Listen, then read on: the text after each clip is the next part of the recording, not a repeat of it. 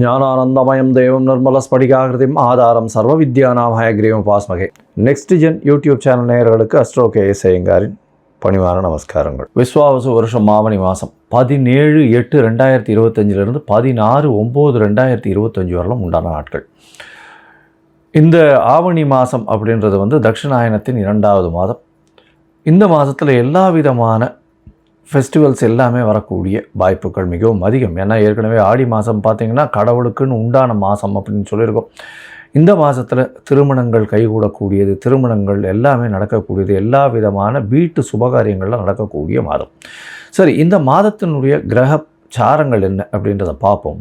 இந்த மாதம் ஆவணி மாதம் அப்படின்றதுனால சூரியன் சிம்மத்தில் இருப்பார். அதனால் சூரியன் சிம்மத்திற்கு போகிறது தான் ஆவணி மாதத்தின் ஆரம்பம். ஏன்னா நம்ம சூரியன் ஒரு ராசியிலிருந்து அடுத்த ராசியை போகிறத நம்ம அதாவது சூரியமான மாதங்கள்ன்றத மாதிரி நம்ம பார்க்குறோம். அதனால் சூரியனை சார்ந்து இருக்கக்கூடிய மாதங்கள் அப்படின்றதுனால ஆவணி மாதம் நம்மளுக்கு 17/8 அன்றைக்கி ஆரம்பிக்கிறது. சரி, இந்த மாதத்தில் வரக்கூடிய மாற்றங்கள், அதாவது மாத கிரகங்கள்னு சொல்லக்கூடிய சூரியன், செவ்வாய், புதன் மற்றும் சுக்கிரன் என்னென்ன மாற்றங்கள் ஏற்படுத்துறது அப்படின்னு பார்த்தாலேனா, இந்த மாதத்தில் சூரியன் ஆவணி அப்படின்றதுனால சிம்மத்திலையும், இந்த மாதத்தில் காலபுருஷ தத்துவத்தின் முதல் ராசியான மேஷ ராசியிலிருந்து 3வது இடம்னு சொல்லக்கூடிய மிதுனத்தில் சுக்கிரனும் குருவும் இருக்கா. 4வது இடம்னு சொல்லக்கூடிய கடகத்தில் புதன், 5வது இடத்துல கேதுவோடு சேர்ந்த சூரியன். இந்த மாதம் 6வது இடத்துல செவ்வாய் இருக்கார். 11ஆம் இடத்துல வக்கர சனி மற்றும் ராகு கும்பத்தில் இருக்கார். சரி, இந்த மாதத்தில் மாறக்கூடிய கிரகங்கள் அப்படின்னு பார்த்தோம்னா, இந்த மாதம் பிறந்து ஒரே வாரத்துக்குள்ளே, அதாவது புதனும் சுக்கிரனும் மாறுறார். முதல்ல சுக்கிரன் மாறுறார். அதாவது 21/8/2025 அன்றைக்கி சுக்கிரன் கடகத்துக்கு போகிறார். அதற்கு பிறகு 25ஆம் தேதி பார்த்தேடையானால் 25/8/2025 அன்றைக்கி புதன் கடகத்திலிருந்து அதாவது சிம்மத்துக்கு போகிறார். இந்த மாத கடைசியில், அதாவது 14ஆம் தேதி செவ்வாய் கன்னியிலிருந்து துலாத்துக்கு வர்றார். 14/9/2025 அன்றைக்கி. அதுக்கப்புறம் 15ஆம் தேதி சுக்கிரன் மறுபடியும் கடகத்திலிருந்து சிம்மத்துக்கு வர்றார். இதுதான் இந்த மாதத்தினுடைய மாற்றங்கள். சரி, இந்த மாதத்தில் வரக்கூடிய சில விசேஷ நாட்கள் என்ன அப்படின்னு பார்த்தோம்னா, முதல் விசேஷ நாள் அப்படின்னு பார்க்கும்போதே வாஸ்து நிதிரை விடக்கூடிய நாள். அது 22/8/2025 அன்றைக்கி. அதுவும் மத்தியானம் வாஸ்து நிதிரை விடுறார். அதாவது 2 மணி 31 நிமிஷத்துலேருந்து 4 மணி 1 நிமிஷம் வரலாம், 1.5 மணி நேரம் 90 நிமிஷம். இந்த 90 நிமிஷத்தை 5ஆல் வகுத்து 18 நிமிஷமாக பிரிச்சுண்டு அவர் கண் விழித்து அவர் என்ன சொல்கிறது, காலை கடன்கள் முடிக்கக்கூடிய காலகட்டம் ஒரு 18 நிமிஷம். அதற்கு பிறகு அவருடைய ஸ்நானம் 18 நிமிஷம், பூஜை செய்வது 18 நிமிஷம், அதற்கு பிறகு போஜனம் உண்ணுவதும் 18 நிமிஷம், அப்புறம் தாம்பூலம் தரிப்பது 18 நிமிஷம்னு இப்படி பிரிகிறாங்க. இதில் கடைசி 18 நிமிஷம் தாம்பூலம் தரிப்பதும் போஜனம் மருந்தும் கூடிய காலகட்டத்தில் செய்யக்கூடிய எந்த வேலைகளாக இருந்தாலும், அதாவது வீடு மனை கோல் போடுதல், அது தவிர வீட்டுக்கு புதுசாக வீடு கட்டுறது, வீட்டுக்கு அஸ்திவாரம் போடுறது, மனை இது பூஜை போடுறது, இது எல்லாமே எல்லா விதமான ஏற்றத்துடன் காணப்படும் அப்படின்றது. அது எந்த ஒரு தங்கு தடையின்றி போகக்கூடிய காலகட்டமாக இருக்கும். இந்த வாஸ்து நாளில் உங்களுக்கு எந்த ஒரு அதாவது திதி, வார, நட்சத்திரம் இது எதுவுமே பார்க்க வேண்டாம். ராகு காலம், யமகண்டம் இந்த மாதிரியான விஷயங்களும் பார்க்க தேவையில்லை இந்த காலகட்டத்தில். அதனால் நல்ல ஒரு ஏற்றமான காலம். நிச்சயமாக வீடு கட்டணும்னு பார்க்குறவங்க இந்த காலகட்டத்தை எடுத்துட்டிங்கன்னா நல்ல ஒரு ஏற்றம் கிடைக்கும். அதற்கு பிறகு இந்த மாதத்தில் பார்த்தடையானால் சாம உபாகர்மா, அதாவது எஜுர் உபாகர்மா, சாம உபாகர்மா, சாமவேதம் சொல்கிறவர்களுக்கு இந்த வருஷத்தினுடைய பூணல் மாற்றக்கூடிய அது செலிப்ரேஷன் என்ன, அந்த பூணல் மாற்றக்கூடிய அவர்களுடைய காயத்ரி ஜபத்தை பூணல் மாற்றக்கூடியதும், அவர்கள் காயத்ரி ஜபம் பண்ணி மிகப்பெரிய ஏற்றுமை கொள்ளக்கூடிய காலகட்டம் அப்படின்னு சொல்லக்கூடியது. இது 26/8/2025 அப்படின்னு அந்த நாளில் வருது. அதற்கு பிறகு பார்த்தாலேயானால் வாமன ஜெயந்தி வரக்கூடிய நாள் 4/8/2025 அன்றைக்கி வாமன ஜெயந்தி. அதற்கு பிறகு 5ஆம் தேதி அன்றைக்கி ஸ்ரவண நட்சத்திரம், ஸ்ரவண விரதம் சொல்லக்கூடியது. அதற்கு பிறகு 7/9 அன்றைக்கி பௌர்ணமி. இந்த வாட்டி பௌர்ணமி பார்த்தாலேயானால் கிரகணம் வரும். ஏன்னா கேத்துவோடு சேர்ந்த சூரியனும் ராகுவோடு சேர்ந்த சந்திரனும் வருது. இந்த வாட்டி உண்டான கிரகணம் டைமிங் அதெல்லாம் வந்து அப்புறமா போடுறேன், அது வந்து ஃபாலோ பண்ணுங்க. ஐ திங்க் பௌர்ணமியில் வர்ற கிரகணம் அப்படின்றதுனால சந்திர கிரகணம் ராத்திரி வந்து சந்திரன் மறைஞ்சு திருப்பி ஒளி ஊட்டக்கூடிய காலகட்டம் வரும். நான் அது இந்தியாவில் தெரியக்கூடிய விஷயம் அது. நான் அதுக்கு உண்டான டைமிங் இல்லாமல் எடுத்து போடுறேன். அதற்கு பிறகு 8-9 அன்றைக்கி மாலையபட்சம் ஆரம்பிக்கிறது. இந்த வாட்டி பட்சம் வந்து நார்மலாக புரட்டாசியில் தான் வரும். முன்னாடி வந்து ஒரு 10 நாள் முன்னாடியே வந்துடுறது. மாலையபட்ச ஆரம்பம் 8-9 அன்றைக்கே ஆரம்பிக்கிறது. 13ஆம் தேதி அன்றைக்கி, அதாவது 12ஆம் தேதி அன்றைக்கி மகாபரணின்னு சொல்லக்கூடியது. அதாவது யார் யாரெல்லாம் பித்ருக்களுக்கு ஸ்ரார்த்தம் பண்ணுறாலோ அன்றைக்கி பண்ணக்கூடியது விசேஷம். அதாவது டேட்டு தெரியாமல் இருக்கிறவா, திதி தெரியாமல் இருக்கிறவாள்லாம் அன்றைக்கி பண்ணிடுவாள். அதே மாதிரி 14/9/2025 இன்றைக்கி மத்தியாஷ்டமின்னு சொல்லக்கூடியது.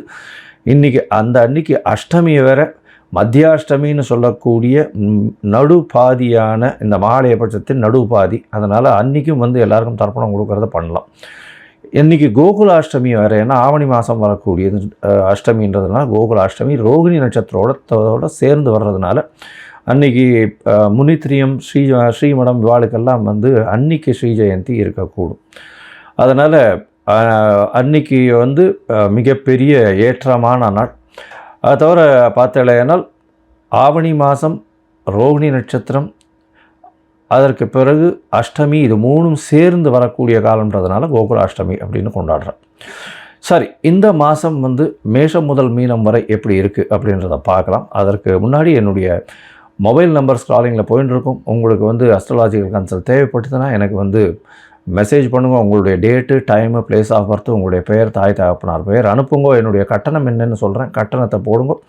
அதற்கு பிறகு உங்களுக்கு நான் அந்த பிடிஎஃப் வந்து போட்டுவிட்டு, அதாவது உங்களுடைய ஜாதகத்தை போட்டுவிட்டு, ஜாதகத்தில் சந்தி இருக்கான்னு பார்க்கணும். ஏன்னா எனக்கு தெரிஞ்சவா நிறைய பேர் 50 வயசு 55 வயசுலாம் இருக்குது. அவள்லாம் வந்து மிருகசீர நட்சத்திரம் ரிஷப ராசின்னு சொல்லிட்டு இருப்பா, ஆனால் மிதுன ராசியில் இருப்பாள். அதே மாதிரி சித்ரா நட்சத்திரம்னு சொல்லிட்டு இருப்பா, துலா ராசியில்னு சொல்லிட்டு இருப்பா, அது கன்னியா ராசியில் இருப்பாள். அந்த மாதிரி மாறி மாறி ராசிகளும் சரி லக்னங்களும் சரி மாறி இருந்து, அதனால் வந்து அவளுக்கு இப்போ நல்ல காலம் நடக்குது அப்படின்னு நினச்சின்னு இருப்போம். ஆனால் வந்து லக்னத்துக்கு ஏற்றமான காலமாக இருக்காது. அதனால் சந்தியில் இருக்கும். அதனால் சந்தி என்னன்றதை பார்த்து அதற்கு அப்புறம் வந்து உங்களுக்கு உண்டான ஜாதகத்தை போடுறேன்.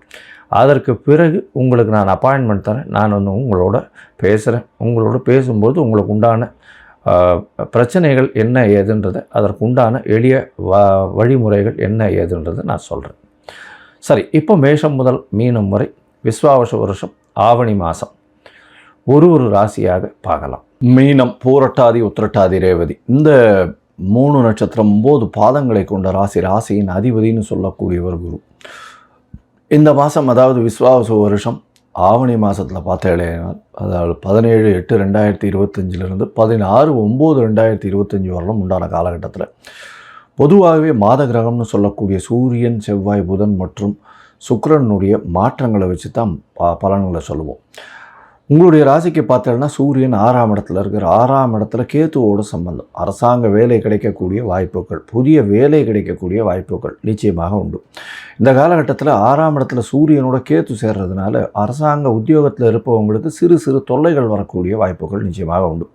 டிரான்ஸ்ஃபர் வரக்கூடிய பாசிபிலிட்டி அதிகமாகவே இருக்கும். போட்டித் தேர்வு எது வந்தாலும் நிச்சயமாக வெற்றி பெறக்கூடிய வாய்ப்புகள் நிச்சயமாக இருக்கும். ஏன்னா போட்டித் தேர்வு அப்படின்றது நிச்சயமாக உண்டு. கண் சம்பந்தமான பிரச்சனைகள் வரக்கூடிய வாய்ப்புகள் உண்டு.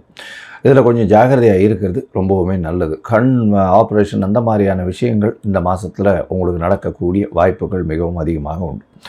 இந்த மாதத்தில் பார்க்கும்பொழுது உங்களுடைய ராசிக்கு, அதாவது 4ஆம் இடத்துல சுக்கிரன் இருக்கார். 3/8 அதிபதி 4ஆம் இடத்துல ஒரு வாரம் இருக்கார். அதற்கு பிறகு உங்களுடைய ராசிக்கு 5ஆம் இடத்துல இருக்கார். 3ஆம் அதிபதி 3க்கு 3ன்னு சொல்லக்கூடிய 5ஆம் இடத்துல இருக்கிறது பெரிய விசேஷம். இதன் மூலியமாக புத்திர பாக்கியம் இல்லாதவர்களுக்கு, அதாவது ஆண் தன்மையினால் இந்த ஸ்பெர்ம் கவுண்ட்ஸ் கம்மியாக இருக்கிறதுனால புத்திர பாக்கியம் இல்லாதவர்களுக்கு இப்பொழுது புத்திர பாக்கியம் ஏற்படக்கூடிய வாய்ப்பு உண்டு. ஆணின் விந்து அணுக்களினுடைய அளவுகள் அதிகமாக போகக்கூடிய வாய்ப்புகள் உண்டு. ஏன்னா இந்த 3க்கு 3ன்றது சொல்கிறது வந்து வீரியஸ்தானத்தை சொல்லக்கூடியது. அதனால் இந்த காலகட்டத்தில் குழந்தை பிராப்தி, இதன் மூலியமாக தடைப்பட்டவர்களுக்கு இப்போது குழந்தை பிராப்தி ஏற்படக்கூடிய வாய்ப்புகள் நிச்சயமாக உண்டு. இந்த மாதத்தில் பார்த்தீங்கன்னா புதுசாக வீடு வாங்கக்கூடிய வாய்ப்புகள் உண்டு. ஏன்னா 4ஆம் அதிபதினு சொல்லக்கூடிய புதன் உங்களுடைய அதாவது 6ஆம் இடத்துல போயிருக்கார். அதனால் வந்து புதுசாக வீட்டின் மூலியமாக லோன், வீட்டிற்காக லோனோ வீட்டின் மூலியமாக லோனோ வாங்கி புதிய செலவுகள் வரக்கூடிய வாய்ப்புகள் நிச்சயமாக இருக்கும். படிக்கக்கூடிய மாணவியர்களுக்கு நல்ல ஒரு ஏற்றம் இருக்கும். ஏன்னா படிக்கக்கூடிய மாணவர்களுக்கு பார்த்தீங்களேனால் நிச்சயமாக வெளியூர் வெளிமாநிலம் சென்று படிக்கக்கூடிய வாய்ப்புகள் இந்த காலகட்டத்தில் நிச்சயமாக அமையும். இந்த மாதத்தில் பார்க்கும்பொழுது உங்களுடைய ராசிக்கு 6ஆம் இடத்துல சூரியன் புதன் இருக்க, சப்தமாதிபதி 6ஆம் இடத்துல இருக்கிறதன் மூலியமாக எதிர்பாலினத்தவரோட கொஞ்சம் ஜாகிரதையாக பழகிறது நல்லது. ஏன்னா 7ஆம் இடத்துல செவ்வாய் இருக்கிறதும் 7ஆம் அதிபதி 7க்கு 12ல் மறையிறதுனால எதிர்பாலினத்தவர் மூலியமாகவும் கூட்டுத் தொழில் மூலியமாகவும் சிறு சிறு செலவுகள், தேவையற்ற விஷயங்கள், லாஸ்ன்னு சொல்லக்கூடிய சில தோல்விகளான முடிவுகள் எடுக்கக்கூடிய வாய்ப்புகள் உண்டு. இந்த மாதத்தில் பார்த்தாலே உங்களுக்கு ஏற்கனவே 7.5 சனி போயின்னு இருக்குது, 12ஆம் இடத்துல சனி இருக்குது, சனியும் ராகுவும் சேர்ந்துருக்கு. அதனால் வந்து வக்கரமற்ற சனி வேறு. அதனால் கொஞ்சம் ஜாகிரதையாக இருக்கிறது நல்லது. வேலை நிமித்தமாக வெளியூர் வெளிமாநிலம் சென்று வரக்கூடிய வாய்ப்புகள் நிச்சயமாக உண்டு. இந்த காலகட்டத்தில் ஒரு ஷார்ட் ட்ரிப்பு போயிட்டு வரக்கூடிய வாய்ப்புகள் நிச்சயமாக இருக்கும். மொத்தத்தில் பார்த்தாலேனா இந்த ஆவணி மாதத்தில் நிச்சயமாகவே நல்ல ஒரு ஏற்றம் இருக்கக்கூடிய காலகட்டமாக இருக்கும். ராசிநாதன் 4ஆம் இடத்துல இருக்கிறது ரொம்ப விசேஷம். கேந்திரத்தில் போயிருக்கிறது உங்களுடைய உடல்நிலையில் சற்று பின்னடைவு இருக்கும். சூட்டு சம்பந்தமாக பிரச்சனைகள் வரக்கூடிய வாய்ப்புகள் உண்டு. அது தவிர பார்த்தாலேனால் உங்களுடைய தாயின் உடல்நிலையில் நல்ல ஒரு ஏற்றம் இருக்கக்கூடிய காலகட்டம். தந்தையின் உடல்நிலையில் சற்று பின்னடைவு இருக்கக்கூடிய வாய்ப்புகள் உண்டு. குழந்தை பிராப்தி ஏற்படக்கூடிய பாக்கியம் நிச்சயமாக இருக்கும். அரசு சம்பந்தமான வேலைகள் கிடைக்கக்கூடிய வாய்ப்புகள் உண்டு. கான்ட்ராக்ட் கிடைக்கக்கூடிய வாய்ப்புகள் நிச்சயமாக உண்டு. அதை புது கடன் வாங்கக்கூடிய வாய்ப்பு உண்டு. புதுசாக வீடு வாங்கிறதுக்கோ வீட்டின் மூலியமாக கடன் வாங்கக்கூடிய வாய்ப்புகள் நிச்சயமாக இருக்கும். கூட்டுத் தொழிலில் ரொம்பவும் ஜாகிரதையாக இருக்கிறது ரொம்ப நல்லது. இதை தவிர பார்த்தாலேனால் இந்த மாதத்தில் எதிர்பாலினத்தவரோட சிறு சிறு தொல்லைகள் இருக்கக்கூடிய வாய்ப்புகள் நிச்சயமாக இருக்கும். மொத்தத்தில் பார்க்கும்பொழுது இந்த மாதத்தில் உங்களுக்கு சந்திராஷ்டம நாட்கள் அப்படின்றது வந்து இந்த மாதம் 28/8 30/8/2025 வரலும் வந்து உங்களுக்கு சந்திராஷ்டம நாட்கள். சந்திராஷ்டமம்னா உங்களுடைய ராசிக்கு 8ஆம் இடத்துல சந்திர பகவான் மறைந்து இருக்கக்கூடிய காலத்தை சந்திராஷ்டமம்னு சொல்கிறோம். இந்த காலகட்டத்தில் புதிய முயற்சிகள் வேண்டாம், வெளியூர் வெளிமாநில பிரயாணம் வேண்டாம்னு சொல்கிறோம். ஏன்னா மதிகாரகன் மறைந்து இருக்கக்கூடிய காலகட்டத்தில் மதி மயங்கக்கூடிய வாய்ப்புகள் உண்டு. அதனால் இந்த நேரத்தில் வந்து கொஞ்சம் பொறுமையாக இருக்கிறது ரொம்பவுமே நல்லது. அதனால் ஒருவேளை நீங்கள் வந்து கண்டிப்பாக சில விஷயங்களை பண்ண வேண்டிய கட்டாயங்கள் இருந்ததே ஆனால், அதாவது இந்த முயற்சிகளையோ வெளியூர் வெளிமாநிலம் போக வேண்டிய கட்டாயம் இருந்ததுன்னா சந்திரனுக்கு உண்டான எளிய பரிகாரம்னு சொல்லக்கூடிய பசும்பால் வந்து அருகில் இருக்கக்கூடிய விநாயகர் கோவிலில் அபிஷேகத்துக்கு கொடுத்துட்டு போங்க, உங்களால் முடிஞ்சுது. அதனால் அதன் மூலியமாக உங்களுடைய பிரச்சனைகள் நிச்சயமாக சூரியனை கண்ட பனி போல விலகிச் செல்லும். இந்த மீனராசிக்காரர்கள் பார்த்தீங்கன்னா அதுவும் வந்து இம்போர்ட் எக்ஸ்போர்ட் பிஸ்னஸ் பண்ணுறவங்க, கடல் வாழ் பிராணிகளின் வியாபாரம் பண்ணுறவங்க, அதை தவிர பார்க்கும்பொழுது இந்த மீனராசிக்காரர்கள் இந்த எழுத்து பணியில் இருக்கிறவங்க, இந்த ப்ரொஃபஸர்ஸு, டீச்சர்ஸு, இவங்களுக்கெல்லாம் வந்து நல்ல ஒரு ஏற்றம் இருக்கக்கூடிய காலகட்டமாக அமையப்போகுது. இந்த மாதத்தில் வந்து நீங்கள் அருகில் இருக்கக்கூடிய நாமக்கல் ஆஞ்சநேயரை போய் வணங்கிட்டு வர்றது ரொம்பவுமே நல்லது. அது வந்து ஒரு பெரிய ஏற்றத்தையும் மாற்றத்தையும் உங்கள் வாழ்வில் நிச்சயமாக கொடுக்கும்.